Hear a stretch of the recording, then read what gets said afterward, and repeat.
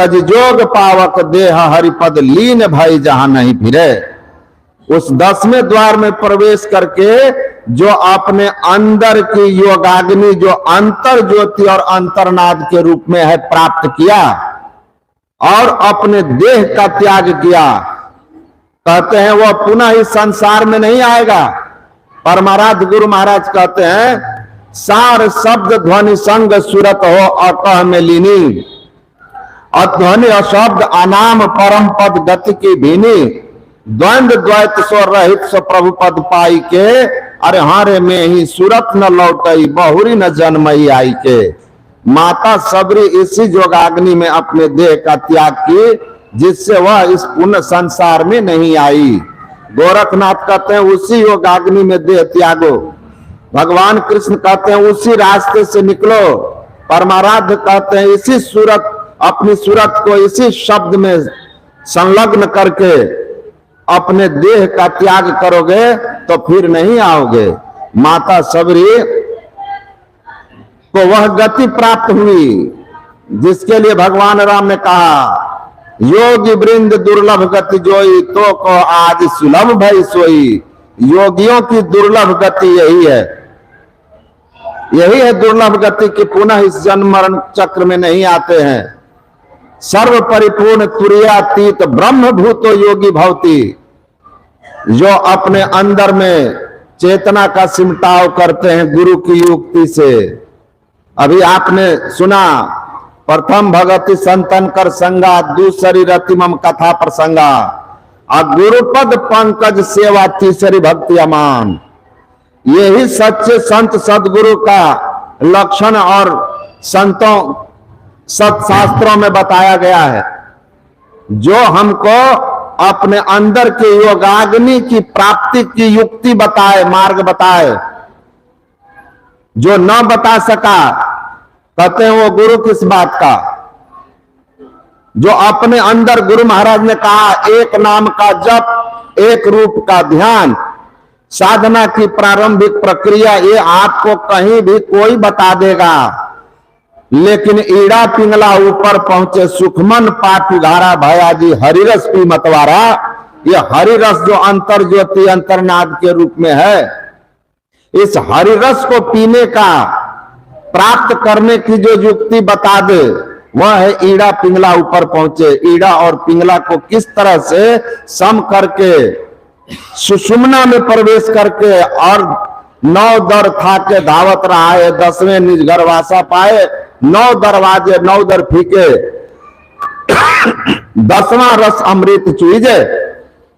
अपने अंदर के उस अमृत रस को जो प्राप्त कर लिया वो अमर हो गया।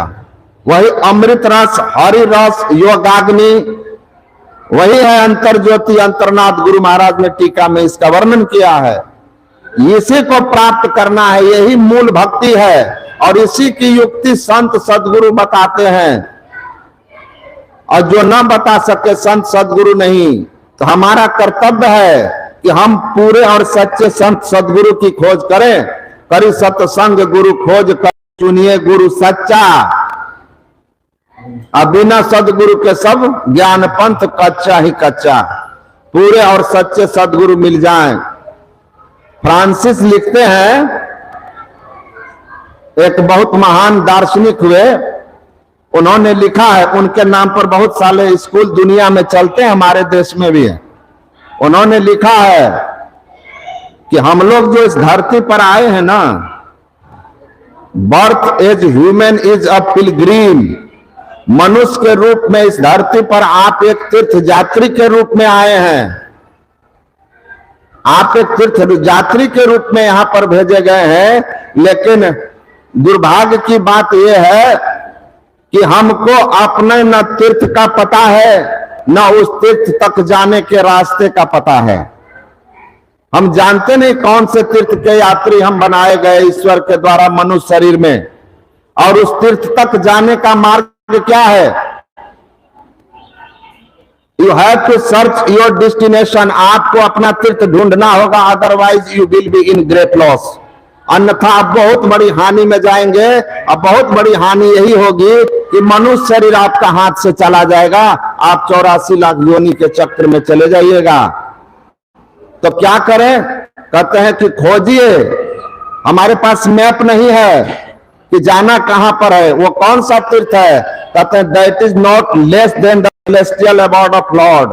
वो परमात्मा के शाश्वत धाम से कोई कम और तीर्थ नहीं है। वह तीर्थ धरती पर नहीं है, परमात्मा का वो धाम। यद गत्वा न निवर्तन्त तद धाम परमम मम। भगवान कहते हैं जहां जाकर जीव पुनः इस दुखमय संसार में नहीं आता है, वही धाम के हम लोग तीर्थ यात्री हैं। जहां माता सबरी योगाग्नि में शरीर छोड़ के चली जाती है, उस तीर्थ के यात्री हैं। लेकिन दुर्भाग्य है कि हमारे पास न मैप है न उसका रास्ता है। आप वहां कैसे जाओगे? The path that leads to salvation is not made of any material things. वह रास्ता जो परमात्मा तक, मोक्ष तक जाता है, वह किसी भौतिक पदार्थ का बना नहीं है। जैसे धरती पर की सड़कें बनती है, कौन से पदार्थ का बना है? कहा नॉन मटेरियल है। अब ये नॉन मटेरियल रास्ता आपको खोजना है। यहीं पर गुरु पद पंकज सेवा, यही गुरु की महिमा है। अब गुरु सच्चे मिल गए तो सारा भक्ति आपका हो जाएगा। परमाराध्य सदगुरु महाराज ने लिखा है सत्संग, सदाचार, ध्यान और सदगुरु की सेवा, ये 4 चीजें मोक्ष मार्ग के लिए अत्यंत आवश्यक हैं। इनमें गुरु सेवा की महिमा सबसे अधिक है। जिनको पूरे सच्चे सदगुरु का सानिध्य सेवा ज्ञान मिल गया, समझ लीजिए बाकी चीजें उनमें अपने आप आ जाती है। तो वह रास्ता जो नॉन मटेरियल है उसको खोजिए। उसकी युक्ति दाता सदगुरु धन धन जो राह लखा देते, वो रास्ता संत सदगुरु हमको बताते हैं। वो रास्ता कहीं बाहर का नहीं है, वो अद्भुत अंतर की डगरिया जा पर चल के प्रभु मिलते। वो अंतर की डगर है, वो अंतर की डगर संत सदगुरु बताते हैं। वो अभौतिक मार्ग किस चीज का बना है? जय कृष्णा मूर्ति भी उन्होंने भी कहा कि रास्ता अभौतिक है, लेकिन बताया नहीं कि बना किससे है। लेकिन सब कबीर साहब ने भी कहा बिन पावन की राह है, बिन बस्ती का देश, बिना पिंड का पुरुष है, कहे कबीर संदेश। लेकिन बना किसका है? वो परमाराध्य सदगुरु महाराज कहते हैं मैं बताता हूं, ज्योतिनाद का मार्ग बनाया धारा जाए तिल से, लो धर जतन करो दिल से। यह अंतर ज्योति और अंतरनाद का बना हुआ मार्ग है, यही योगाग्नि है। इसको पकड़ो जाकर के तिल पर। वो तिल क्या है? बिंदु है। उस बिंदु का ज्ञान गुरु बताते हैं, पूरे और सच्चे सदगुरु। इसीलिए सब अध्यात्म पथ पर पूरे और सच्चे सदगुरु ना मिले तो आपका काम नहीं चल सकता है। महात्मा गांधी ने कहा है कि भौतिक विद्या सिखाने वाला गुरु अगर सदाचार में और ज्ञान में पक्का न भी हो तो आपका काम चल जाएगा, क्योंकि वह केवल बुद्धि विकास का काम है, बुद्धि विलास का। लेकिन अध्यात्म पथ पर चलने वाला गुरु पूरा और पक्का होना चाहिए, तभी आपके अंदर उनकी कृपा प्रविष्ट करेगी। तो कोटि जन्म का पंथ था पल में पहुंचा जाए। करोड़ों जन्म जहां जाने में लगता, सच्चे सदगुरु आपकी सेवा, आपकी भक्ति से प्रसन्न हो गए तो आपको पल में वहां पहुंचा देंगे। गुरु दाता दयाल, वह काटे जमजाल, पल में कर दे निहाल, भजो साध गुरु है। तो जो गुरु की कृपा प्राप्त कर लेते हैं, वो कृपा करते हैं, हमको अपने अंदर का मार्ग बता देते हैं। गुरु दयाल दया करी दिए भेद बताई, महाअभागी जीव के दिए भाग जगाई।